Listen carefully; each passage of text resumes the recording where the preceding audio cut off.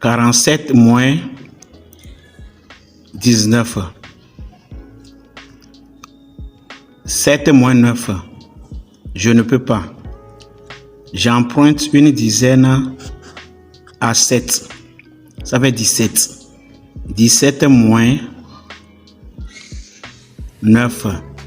Ça donne 8. 1 de retenu plus, ça fait 2. 4 moins 2 égale à 2. Tu te demandes probablement si c'est le calcul que nous allons faire aujourd'hui. Non, ce n'est pas le calcul. Bienvenue sur ma page. Si c'est la première fois que tu arrives sur cette page, abonne-toi, like et partage surtout. Alors, c'est ce genre de calcul où lorsque tu veux soustraire un nombre plus grand d'un nombre plus petit, on est obligé d'aller emprunter. Alors le mot emprunter, c'est emprunter qui est la problématique que nous allons traiter dans cette vidéo. Alors nous avons appris depuis notre temps d'enfance à faire ce genre de calcul et à aller emprunter une dizaine quelque part avant de venir faire notre calcul. Ceci a fait que depuis des années passées, des années durant, nous avons cette culture d'emprunter. Pourquoi ne pas puiser dans notre état d'esprit et ne pas aller emprunter, de transformer ce que nous avons et de pouvoir faire nos calculs. Alors, nous allons suivre une deuxième vidéo et après tout, on revient. 47 moins 19. 7 moins 9. Je ne peux pas. J'enlève une dizaine de 4. Il reste 3 que j'ajoute à 7.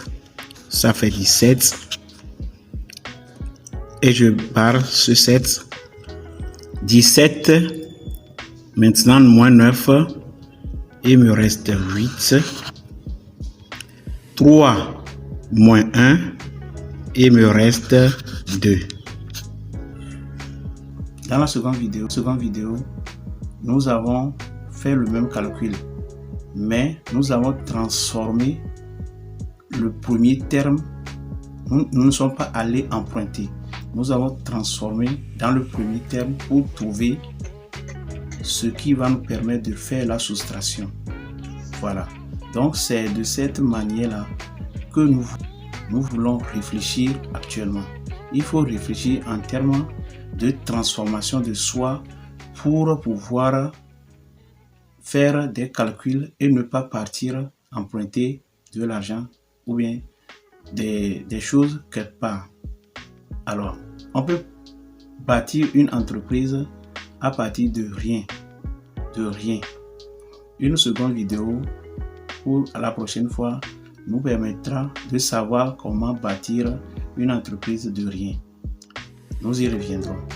Alors ici, dans le système français, dans l'éducation française, il nous a été appris d'emprunter quelque part et de revenir payer après. Et c'est ce que nous faisons jusqu'à aujourd'hui.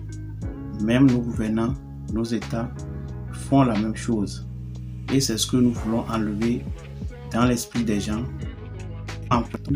Mais plutôt, nous transformons ce que nous avons et éviter d'emprunter chaque fois et de payer après. Dans le système anglais, le calcul est autre chose. C'est ça la deuxième vidéo. Eux, ils n'empruntent pas.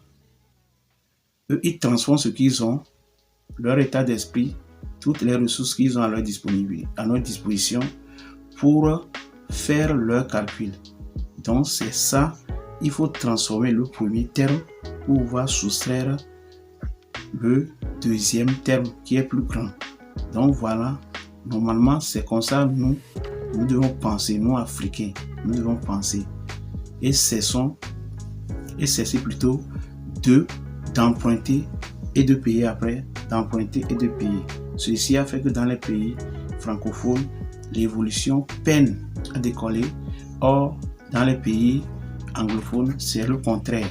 puisque eux ils savent faire sortir dans leur état d'esprit, dans leur tête, des choses afin de les transformer et de ne pas aller emprunter. Donc, voilà ce que je vais dire dans cette vidéo, en commençant par ce calcul et le second calcul qui est en train de corriger le premier calcul. Donc, nous allons faire un effort afin de pouvoir continuer à faire des choses et à éviter d'emprunter. Si vous avez aimé la vidéo, partagez, likez, commentez. Alors toi qui m'écoutes, toi qui suis cette vidéo, qu'est-ce que tu fais pour que tu puisses lancer une activité à partir de zéro, à partir de rien, sans aller emprunter bien sûr, et afin de pouvoir faire bâtir une entreprise. La prochaine vidéo, nous allons essayer de parler de comment partir de zéro pour créer une entreprise. Merci, on est ensemble. Peace.